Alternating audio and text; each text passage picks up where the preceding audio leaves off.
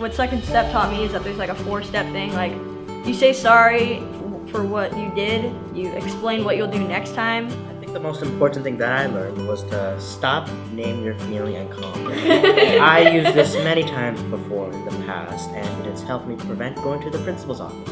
See, I learned how to take deep breaths and walk away from stressful situations and come out of it with an open mind.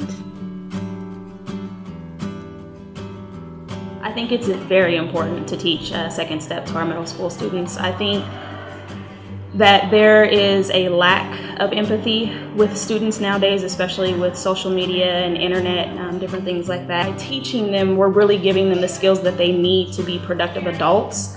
We're giving them the skills that they need to be service leaders in their communities. So I think it's incredibly important. Once we're actually teaching it, we begin to see some of the behaviors that we saw before completely decline. Yeah, exactly.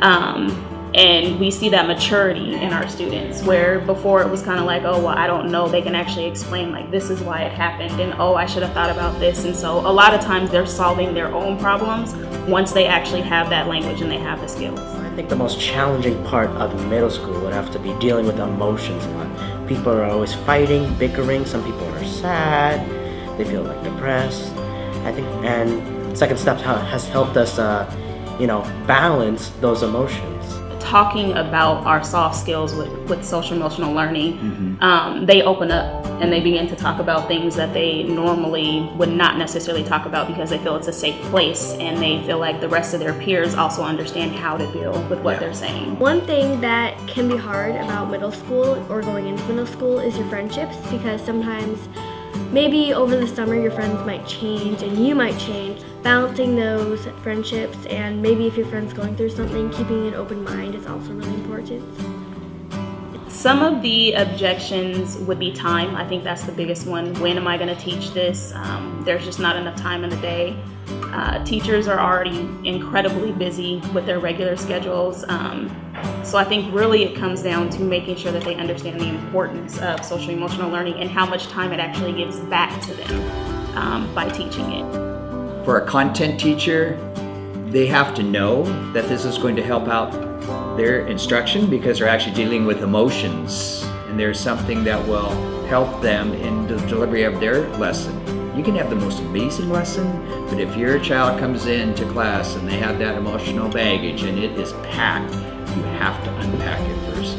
So I think that is helping teachers understand how social emotional learning is incredibly important, especially at the middle level, because they're so vulnerable. If you don't unpack it, they're not going to listen to what you have to say. And it allows us to stop being reactive and to allow us to start being preventive. That's excellent. You'll begin to see the culture of your school completely begin to change. Students are happier, students are more willing to share information with the adults. And it also begins to change the way I think us as adults, how we see our students. I think it's establishing those relationships that's key to success and changing a school culture that maybe doesn't have really positive relationships amongst their student population, sometimes even in their staff. Another tip I would throw out there is for schools to look at what's happening right now in social media and the lack of face-to-face communications. You're reading your person much differently when you look at them face-to-face. And you take time out of a very packed day to allow for that to happen, and you get a much different result with your students, with your staff members. You're not throwing out that email or that text or whatever. You're actually having it face-to-face.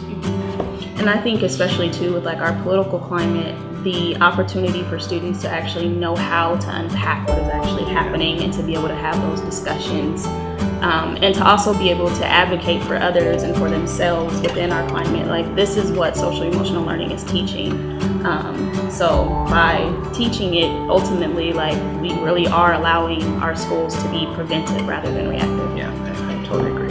Something I've learned from my social classes, was how to be a communicator and how to handle your emotions and not bury them down and be carrying your burden around, and to Express yourself, but in a calm way.